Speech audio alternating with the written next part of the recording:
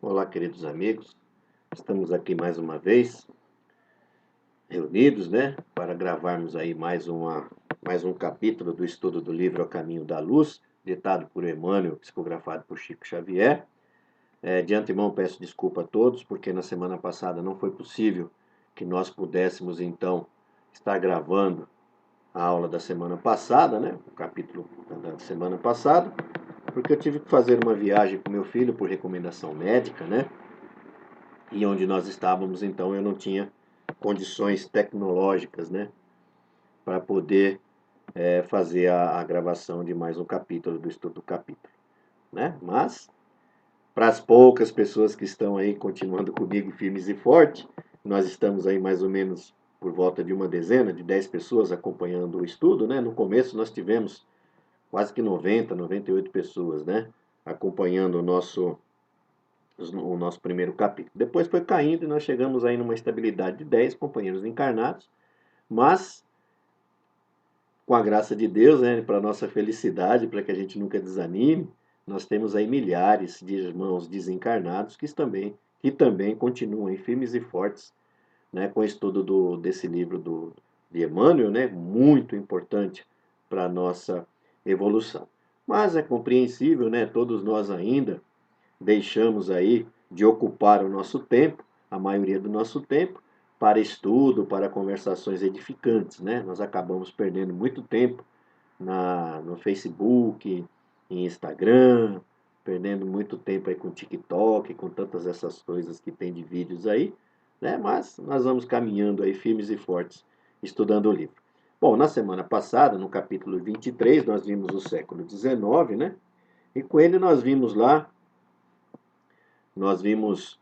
que no final do capítulo, que a igreja, então, ela cai, A igreja cai, ela vê todo o seu poder ir por terra, Os soldados franceses que estavam lá em Roma, No Vaticano, para poder ali, enfim, proteger o Papa, para que ele continuasse lá mandando e desmandando, Mandando e desmandando ainda na humanidade, Quando eles se veem obrigados a retornar para a França, Porque a França estava sofrendo lá um ataque alemão, eles voltam para lá e a Itália, então, se vê apta, a retomar o seu território, E os bispos e o Papa, então, que até então nunca tinham pensado em dar um título de rei para Jesus, eles se preocupam, Quando eles veem o seu poder cair por terra, Ameaçando tudo que eles tinham já conseguido, com toda a tirania, Que eles já tinham conseguido, então eles pegam e dão esse título de rei para Jesus. Mas vamos dar continuidade ao nosso estudo. O capítulo hoje é o 24, o Espiritismo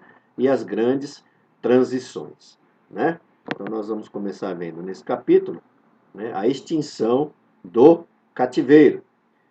O século XIX caracteriza-se por suas numerosas conquistas. A partir dos grandes fenômenos da evolução científica e industrial que o abalaram, observam-se igualmente acontecimentos políticos de suma importância, renovando as concepções sociais de todos os povos da raça branca. Um desses grandes acontecimentos é a extinção do cativeiro. Cumprindo as determinações do Divino Mestre, seus mensageiros do plano invisível laboram junto aos gabinetes administrativos de modo a facilitar a vitória da liberdade. Então, mais uma vez, lá no plano invisível, Jesus, com todos os mensageiros de luz, dele, com todos os seus trabalhadores, eles vão elaborando, esses planos aí junto aos gabinetes administrativos, para acabar, com a escravidão. As decisões do Congresso de Viena, reprovando o tráfico de homens livres, encontraram funda repercussão em todos os países. Em 1834, o parlamento inglês resolve abolir a escravidão em todas as colônias da Grã-Bretanha. Olha que maravilha, Então é abolido aí esse tráfico, de homens, Então é abolido tudo isso. Então todas aquelas colônias da Grã-Bretanha, da Inglaterra, eles já não têm mais, já não fazem mais esse comércio de escravos. E a gente vê muito isso, aqueles navios ingleses combatendo os navios negreiros, que eram os navios que iam lá na África para poder, de uma maneira tão cruel, escravizar todos aqueles povos livres, Em 1850, o Brasil suprime o tráfico africano. Na revolta de 1848, a França delibera a extinção do cativeiro em seus territórios. Em 1861, Alexandre II da Rússia declarava livres todos os camponeses que trabalhavam sob o regime da escravidão.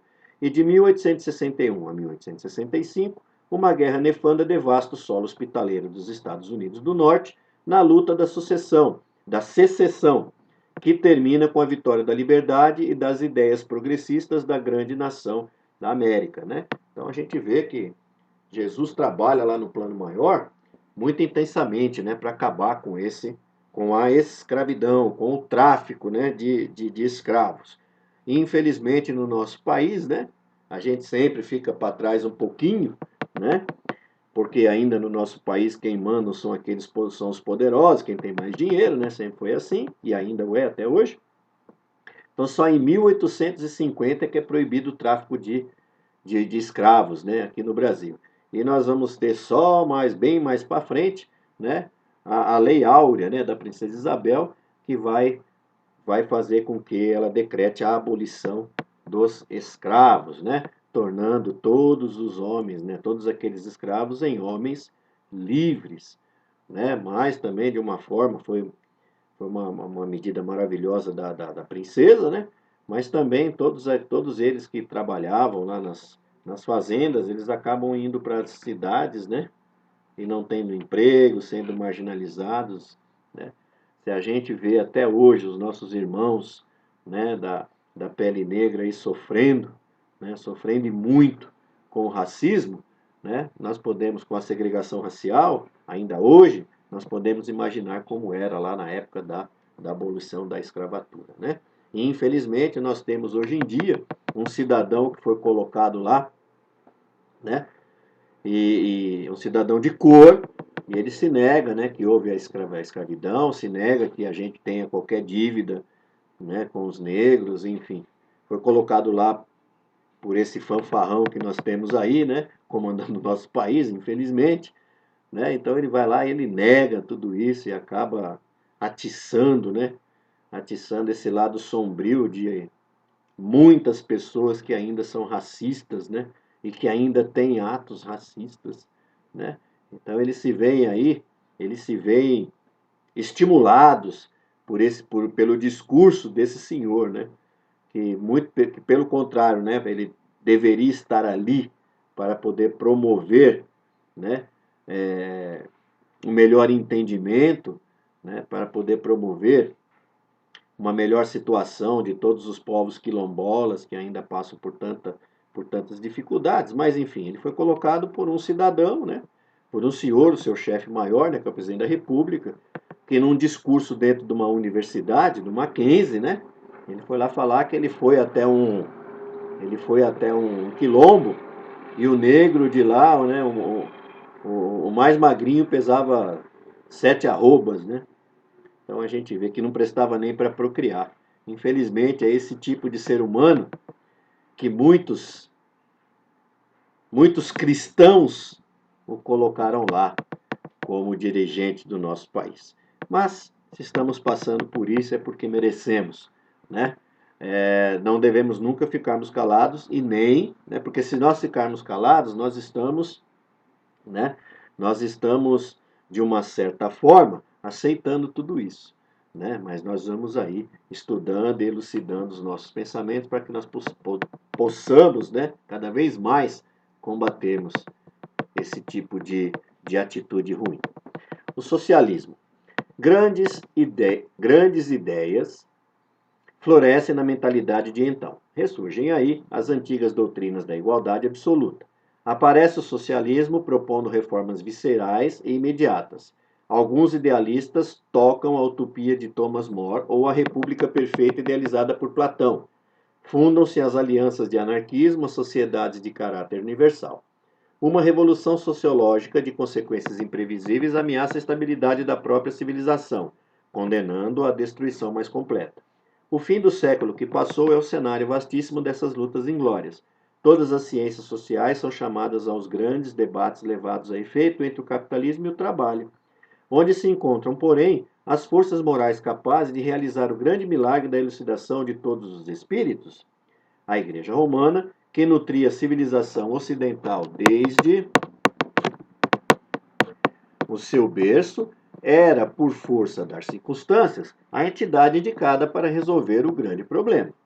Todavia, após as afirmativas do sílabo e depois do famoso discurso do bispo Strossmayer, em 1870, no Vaticano, quando Pio IX decretava a infalibilidade pontífica, semelhante equação era muito difícil por parte da Igreja. Entretanto, Leão XIII vem no campo da luta com a encíclica Rerum Novarum, tentando conciliar o braço e o capital, apontando a cada qual os seus mais sagrados deveres. Se o efeito desse documento teve considerável importância para as classes mais cultas do Velho e do Novo Mundo, tanto não se deu com as classes mais desfavorecidas, fartas de palavras, como até hoje, né? Então, ora, quando começa a surgir então aquela relação de patrão e empregado, né, da indústria com a mão de obra, começa-se então um grande conflito, né? Por quê? Porque todos os trabalhadores trabalhavam como se fossem escravos, 16, às vezes até 18 horas trabalhando, né? Crianças com 7 anos trabalhando, né, nas indústrias de uma maneira muito precária, né? Então, gerou o primeiro conflito. Ora, como é que nós vamos nos dar com isso, né? O que nós vamos fazer com isso? E quem poderia fazer alguma coisa? Seria a igreja, mas a igreja estava desmoralizada, né? A igreja tinha acabado de ser desmoralizada por tudo de ruim que ela vinha fazendo, né? Então ela não tinha como fazer nada. Então vai se fazer o quê? Vamos ver o que é esse sílabo, né? Era uma série de proposições que se relacionam a vários pontos da filosofia moral e direito público, incluídas por Pio IX na encíclica, que foi a carta-documento lançada pelo Papa de dezembro de 1864. Né? Então vamos lá. Restabelecendo a verdade. O Espiritismo vinha, desse modo, na hora psicológica das grandes transformações, alentando o espírito humano para que se não perdesse o fruto sagrado de quantos trabalharam e sofreram no esforço penoso da civilização. Com as provas da sobrevivência, vinha reabilitar o cristianismo, que a igreja deturpara, semeando de novo os eternos ensinamentos do Cristo no coração dos homens. Com as verdades da reencarnação, veio explicar o absurdo das teorias igualitárias absolutas, cooperando na restauração do verdadeiro caminho do progresso humano. Enquadrando o socialismo nos postulados cristãos, não se ilude com as reformas exteriores, para concluir que a única renovação apreciável é a do homem íntimo, célula viva do organismo social de todos os tempos, pugnando pela intensificação dos movimentos educativos da criatura à luz eterna do Evangelho do Cristo. Vou fazer uma pausa aqui só para um esclarecimento. Né? Olha aí, enquadrando o socialismo nos postulados cristãos, né? Então, olha, o que é isso? Né? O que é enquadrar, né, o socialismo nesses postulados cristãos? Ora, minha gente, é o seguinte. É óbvio que a doutrina espírita ela vem para quê? Para trazer para nós de novo o verdadeiro cristianismo, né? O cristianismo redivivo, que era o cristianismo primitivo, que foi o que o Cristo trouxe para nós, né? É como se a gente deixasse de lado tudo o que aconteceu quando Jesus retorna para a pátria espiritual, né, nos deixa aqui, até a codificação da doutrina, que só foram cometidos abusos e mais abusos em nome de Deus, em nome de Jesus, né? Olha, vamos passar uma borracha nisso tudo, vamos começar daqui para frente, né? Então, olha, como que tem que ser essa relação entre o patrão e o empregado, né? Como que tem que ser essa relação entre o rico e o pobre, né? Como que tem que ser essa relação? Como seria uma relação que Jesus aprovasse, né? É óbvio que seria uma relação onde não houvessem abusos de nenhum dos lados, né?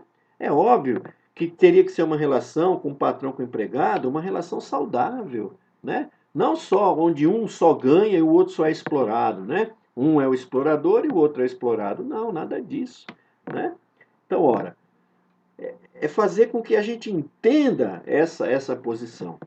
É óbvio que é assim, uma relação entre patrão e empregado, uma relação comercial, onde o patrão está comprando a mão de obra do empregado, né?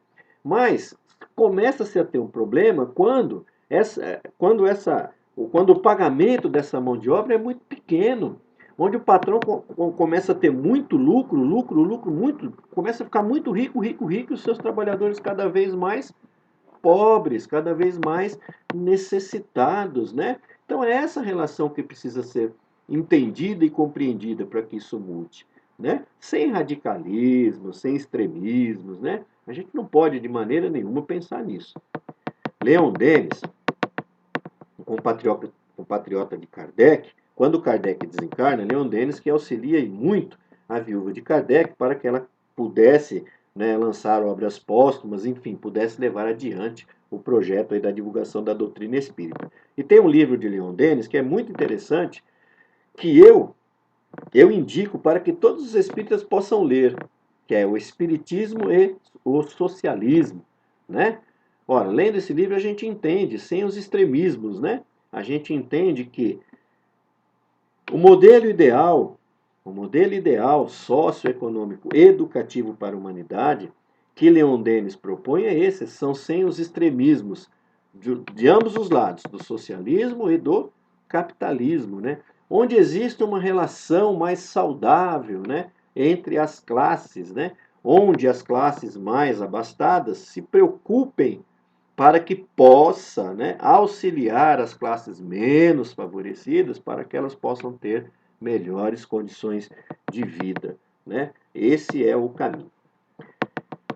Ensinando a lei das compensações no caminho da redenção e das provas do indivíduo e da coletividade, estabelece o regime da responsabilidade em que cada espírito deve enriquecer a catalogação dos seus próprios valores.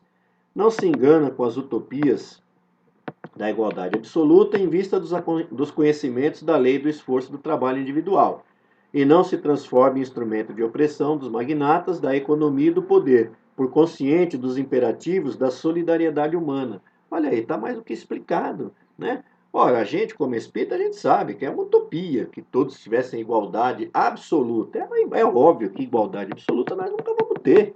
Não é verdade? Isso nós nunca vamos ter. Enquanto a gente estiver no mundo de provas e expiações, isso não vai acontecer, né? Então não é disso que a gente está falando, né? Olha aqui o que ele fala aqui. É muito importante isso, ó. Não se engana com as utopias da igualdade absoluta, que eu acabei de dizer, em vista dos conhecimentos da lei do esforço do trabalho individual, e não se transforma em instrumento de opressão dos magnatas da economia e do poder, por consciente dos imperativos da solidariedade humana. Então é isso que a gente fala. Esse é o meu ideal. Isso é o que eu penso. Isso é o que eu quero para nós.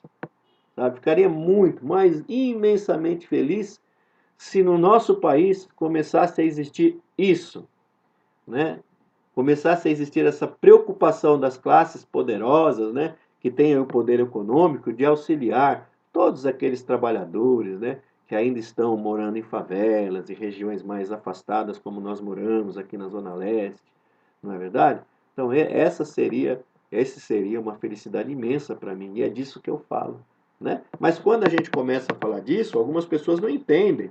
Aí, hoje em dia, está muito na moda se falar que existe comunismo no Brasil. No Brasil não existe comunismo.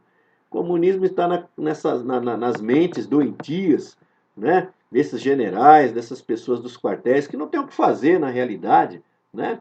Que a gente não sabe nem para que existe exército, para que existe tudo isso daí, né? Se a gente não tem guerra, se a gente não tem nada disso, para que precisa ter tudo isso, né? Então é na mente deles que existe isso, o comunismo. Não tem nada disso, né? No nosso país nunca teve. Já teve extremistas, e tem, né, de ambos os lados, né? Mas a gente precisa, como espíritas, compreender o que Emmanuel está nos dizendo aqui, né? Ora, a gente não sonha com a igualdade absoluta, mas a gente sabe que não vai existir, né? Mas também a gente não pode se deixar ser oprimido, né? Porque tem um poder econômico. Despreocupado de todas as revoluções, porque somente a evolução é seu campo de atividade e experiência, distante de todas as guerras pela compreensão dos laços fraternos que reúnem a comunidade universal, ensina a fraternidade legítima dos homens e das pátrias, das famílias e dos grupos, alargando as concepções da justiça econômica e corrigindo o espírito exaltado das ideologias extremistas, né? Então esse é o nosso papel perante a sociedade. Nesses tempos dolorosos em que as mais penosas transições se anunciam ao espírito do homem, só o espiritismo pode representar o valor moral onde se encontra o apoio necessário à edificação do porvir. Enquanto os utopistas da reforma exterior se entregam à tutela de ditadores impiedosos, como os da Rússia e da Alemanha, Em suas sinistras aventuras revolucionárias, prossegue ele, o Espiritismo, a sua obra educativa junto das classes intelectuais e das massas anônimas e sofredoras, preparando o mundo de amanhã com as luzes imorredoras da lição do Cristo. Né? Então, olha, está escrito, né? Olha, quando ele está falando aí desses ditadores, né, impiedosos como os da Rússia, da Alemanha, né? A gente viu quão mal Hitler foi, né, para a humanidade, né? O quanto de ódio ele espalhou, e infelizmente esse ódio está até hoje aí, né? A gente ainda vê algumas pessoas com o símbolo da suástica, né? Que era o símbolo do nazismo, né? Enfim, que não compreenderam nada que o Cristo veio trazer para nós. Defecção da Igreja Católica. Desde 1870, ano que assinalou para o homem a decadência da Igreja, em virtude da sua defecção espiritual no cumprimento dos grandes deveres que lhe foram confiados pelo Senhor, nos tempos apostólicos, um período de transições profundas marca todas as atividades humanas. Em vão, o mundo esperou as realizações cristãs iniciadas no Império de Constantino. Aliada do Estado e vivendo à mesa dos seus interesses econômicos, a Igreja não cuidou de outra coisa que não fosse o seu reino perecível. Esquecida de Deus, nunca procurou equiparar a evolução do homem físico à do homem espiritual, prendendo-se a interesses rasteiros e mesquinhos da política temporal. É por isso que agora lhe pairam sobre a fronte os mais sinistros vaticínios. Lutas renovadoras. No século XX surgiu no horizonte do globo qual arena ampla de lutas renovadoras. As teorias sociais continuam seu caminho, tocando muitas vezes a curva tenebrosa do extremismo, mas as revelações do além-túmulo descem as almas como orvalho material, preludiando a paz e a luz de uma nova era. Numerosas transformações são aguardadas e o Espiritismo esclarece os corações, renovando a personalidade espiritual das criaturas para o futuro que se aproxima. As guerras russo-japonesa e a europeia de 1914 a 1918 foram pródromos de uma luta maior, que não vem muito longe, dentro da qual o planeta alijará todos os espíritos rebeldes e galvanizados no crime, que não souberam aproveitar a dádiva de numerosos milênios no patrimônio sagrado do tempo. Então, a Terra, como aquele mundo longínquo da capela, ver-se-á livre das entidades endurecidas do mal, porque o homem da radiotelefonia e do transatlântico precisa de alma e sentimento, a fim de não perverter as sagradas conquistas do progresso. Ficarão no mundo os que puderem compreender a lição do amor e da fraternidade sob a égide de Jesus, cuja misericórdia é o verbo de vida e luz, desde o princípio. Época de lutas amargas desde os primeiros anos deste século, a guerra se aninhou com caráter permanente em quase todas as regiões do planeta.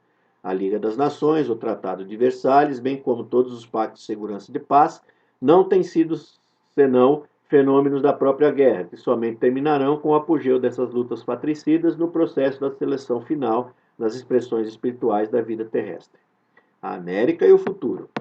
Embora compelida a participar das lutas próximas pelo determinismo das circunstâncias de vida política, a América está destinada a receber o cetro da civilização e da cultura na orientação dos povos por vindouros. Em torno dos seus celeiros econômicos, reunir-se-ão as experiências europeias, aproveitando o esforço penoso dos que tombaram na obra da civilização do Ocidente, para a edificação do homem espiritual, que há de sobrepor-se ao homem físico do planeta, no pleno conhecimento dos grandes problemas do ser e do destino. Para esse desiderato grandioso, apresta-se o plano espiritual no afã de elucidação dos nobres deveres continentais. O esforço sincero de cooperação no trabalho e de construção da paz não é aí uma utopia, como na Europa saturada de preconceitos multisseculares. Nos campos exuberantes do continente americano estão plantadas as sementes de luz da árvore maravilhosa da civilização do futuro. Jesus. Há no mundo um movimento inédito de armamentos e munições. Teria começado neste momento? Não. A corrida armamentista do século XX começou antes da luta de Porto Arthur, em 1904. As indústrias bélicas atingem culminâncias imprevistas, os campos estão despovoados. Os homens se recolheram às zonas de concentração militar, esperando o inimigo, sem saber que o adversário está em seu próprio espírito. A Europa e o Oriente constituem um campo vasto de agressão e terrorismo, com exceção das repúblicas democráticas, que se veem obrigadas a grandes programas de rearmamento em face do moleque do extremismo. do Moloque do extremismo. Onde os valores morais da humanidade? As igrejas estão amordaçadas pelas injunções de ordem econômica e política. Somente o Espiritismo, prescindindo de todas as garantias terrenas, executa o esforço tremendo de manter acesa a luz da crença nesse barco frágil do homem ignorante do seu glorioso destino. Barco que ameaça voltar às correntes da força e da violência, longe das placas iluminadas da razão, da cultura e do direito.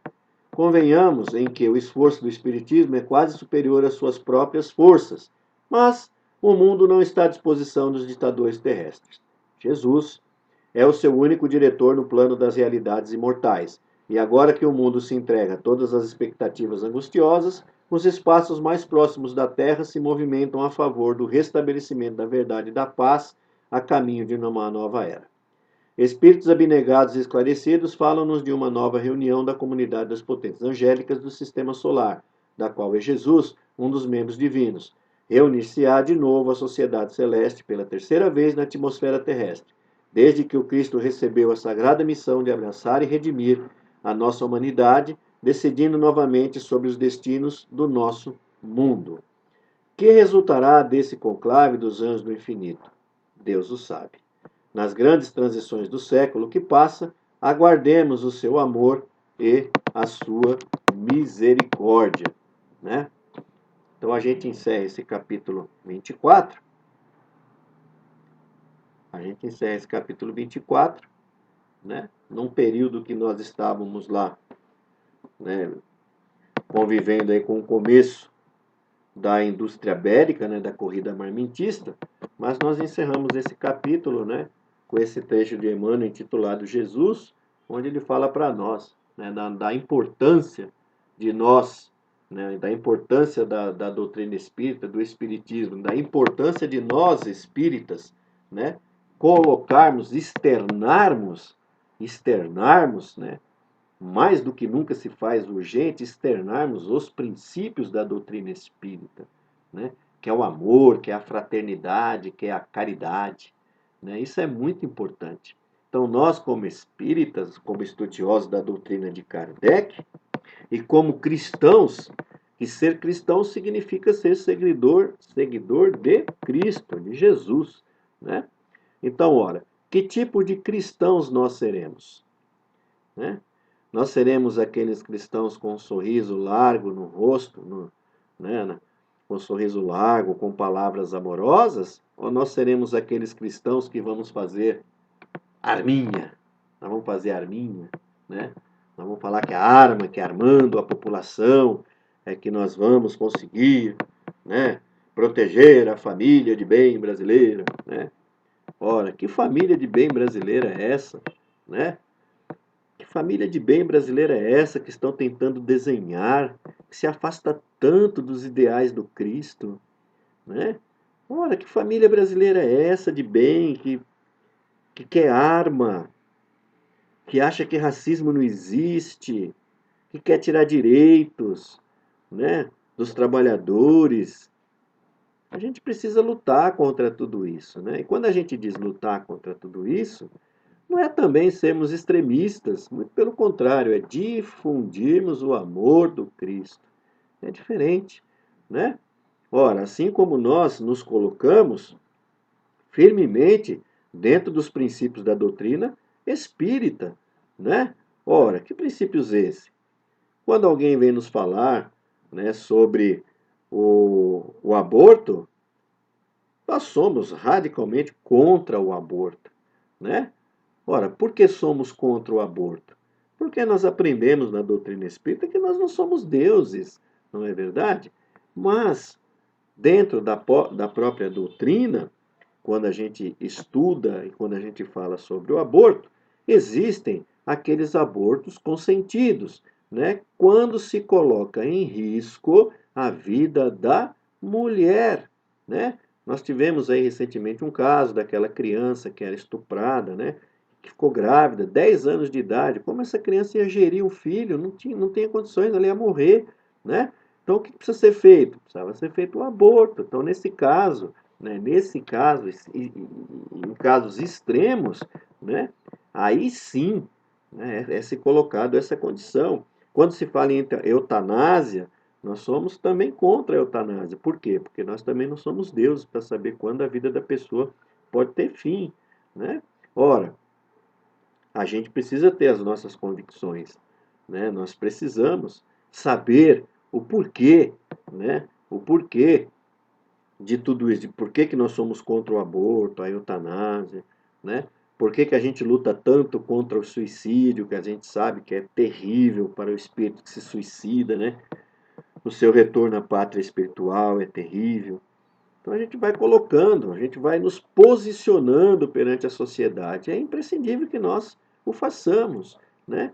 Que nós sempre que nós sempre espalhemos aí a necessidade da compaixão, da piedade, da caridade para com os nossos irmãos aí necessitados, né? Então, olha, não é porque a gente vê o irmão pedindo no farol que esse irmão é um vagabundo, né? Que esse irmão é um preguiçoso. Ah, ele poderia estar trabalhando, ele está aí porque ele quer. Gente, ele não está ali porque ele quer, né? Ele está ali porque ele está doente.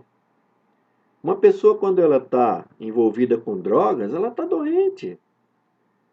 Né? Qualquer tipo de droga, seja bebida alcoólica, seja cocaína, maconha, qualquer outra coisa. Ela está doente, ela está precisando de auxílio, ela é um doente. Ela precisa de auxílio nosso. Né? Se todo mundo começar a renegar todos eles, cada vez mais eles vão estar o quê? À mercê de tudo, né? Olha, o que o Cristo ensina para nós? Cristo não ensinou para nós a gente amar a todos, né? O próximo como a ti mesmo, não é verdade? Então por que que a gente vai taxá-los de vagabundos, né? Não, a gente não pode, a gente tem que auxiliá-los. A gente escuta muito, hoje em dia está muito em voga isso, né? Ah, tem que ensinar a pescar, né? Ah, eu não vou dar o peixe, não, eu vou ensinar a pescar. Que bom, né? Dar o peixe é muito mais fácil mesmo. Ensinar a pescar que é difícil, né? Agora, como é que você vai ensinar a pescar, né? A gente precisa pensar nisso, aquela pessoa que não tem nada, né? A pessoa não tem vara, não tem isca, a pessoa não sabe nem onde está o lago, né? Nem onde tem peixe, como é que ela vai pescar, né? Então, primeiro a gente precisa dar o peixe para ela, para depois a gente ensinar a pescar, né? O que a gente vê muito hoje em dia, né? São falsos cristãos, né? Por quê? Porque é muito mais fácil dar uma esmolinha lá, né? Ah, dá uma esmolinha, tá tudo certo, né? Dá uma esmolinha lá para a pessoa, eu fiz o meu papel, né? Tá, tô lá dentro da casa espírita, eu distribuo sapato para os outros, eu distribuo roupa, eu distribuo comida. Que bonito, né? Que lindo. Tá mostrando para todo mundo o que faz, né? Que maravilha, que espetáculo bonito, né? Bonito nada, isso é horrível, né? Isso é horrível quando se pensa dessa forma, né? A gente precisa auxiliar de verdade, ser caridoso de verdade, né? Tá sempre preocupado, não é verdade? Porque ir lá distribuir, vestir aquela pelinha de cordeiro dentro do centro é fácil. O difícil é ser cordeiro, né? Fora lá da casa da instituição espírita, da igreja, seja ela de qual ramo for, né? Aí é onde está o X da questão. Aí é onde está o X da questão. Então a gente precisa se preocupar sim, né? Em auxiliar, a gente precisa se preocupar em dar condições, né? Se posicionar na sociedade, né? Para projetos que dê condições de melhora para essas pessoas, não é? E quando a gente fala de melhora, não é a pessoa ficar rica, né? Isso aí já tem um monte, né? Já tem um monte de Universal, de Igreja Mundial, de tantas outras aí, né? Que fazem lá as correntes dos magnatas, dos empresários, né? A pessoa chega lá, é incrível, né? A pessoa chega lá, em 15 dias, a pessoa consegue 10 carros importados, 4 apartamentos, 5 empresas, tem 10 milhões na conta, que maravilha, né? É uma grandiosidade, né? Como se Deus quisesse isso para nós, né? Essa seria a nossa finalidade aqui na Terra, né? Ficar rico, né? E não é. Essa não é a finalidade. A gente acabou de estudar aqui nesse capítulo, não é? Que a gente precisa ficar rico é do espírito, né? Nossa reforma íntima, né? A nossa reforma íntima. É lá que a gente precisa se melhorar, né? É ali que a gente precisa se melhorar, interiormente, não exteriormente, né? Óbvio que uma coisa traz a outra, né? Quando a gente passa a estudar o Evangelho de Jesus e a gente passa a ser uma pessoa mais centrada, É óbvio que tudo vai melhorando na nossa vida. A nossa condição material também vai melhorando, né? Porque nós vamos aí aprendendo a lidar com o que ganhamos, com o que gastamos, né? E nós vamos seguindo a nossa vida. Nós vamos compreendendo, né? A maravilha maior é quando a gente compreende que nada que nós temos aqui materialmente é nosso, né? A vida é um sopro. A gente passa assim, passa muito rápido, né? E de repente a gente já está lá no plano espiritual e tudo que a gente intitulava que era nosso ficou para trás, né? Então isso é muito importante a gente sempre pensar nisso, né? Então vamos vivenciar aí o cristianismo, né? Aquele cristianismo primitivo que Jesus nos ensinou. Vamos nos posicionar na sociedade serenamente, sempre com muito amor, sempre com muito carinho, né? Sempre nos lembrando dos princípios de Jesus, dos princípios cristãos, e vamos aí nos colocando, né? Principalmente, vamos aí treinando a nossa capacidade de amar, né? Amar os nossos irmãos, né? Amar os nossos irmãos que têm a cor da pele diferente da nossa, né? Amar os nossos irmãos que têm uma outra opção sexual diferente da nossa.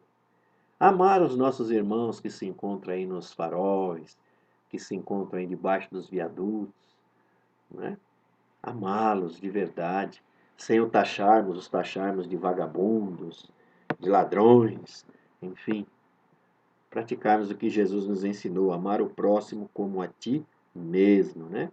Então é isso que nós precisamos espalhar como espíritas e como cristãos, o amor do Cristo. Não nos deixarmos envolver por esses discursos, né? Por esses discursos de ódio, por esses discursos que, que só levam a uma coisa, né?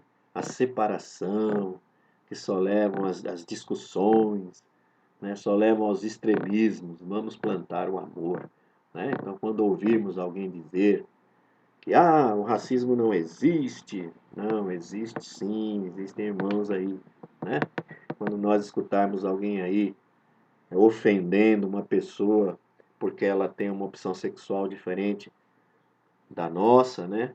Que ela não seja heterossexual, né? Que ela seja homossexual, essas pessoas falando que isso é do diabo, isso é do demônio, vamos colocar contra. Não, não é não.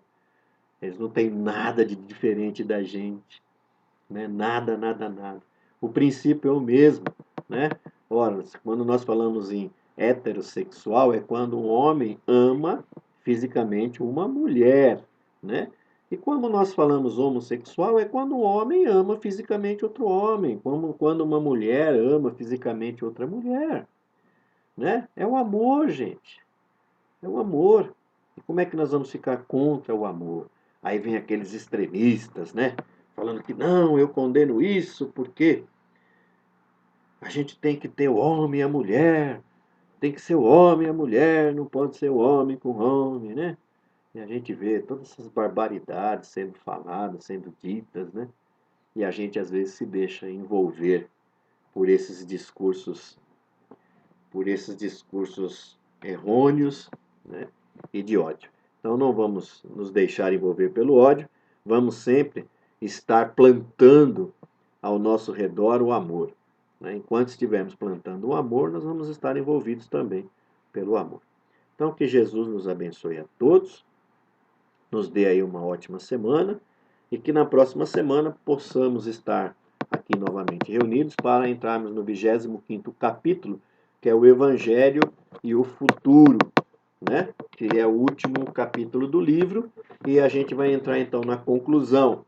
E nós vamos aí, né, tentar fazer no final, nós vamos tentar fazer uma live aí, né, com quem terminou aí de estudar o livro com a gente, para a gente fazer um bate-papo aí ao vivo. Bom, então que Jesus nos abençoe a todos e até uma próxima semana, se Deus quiser.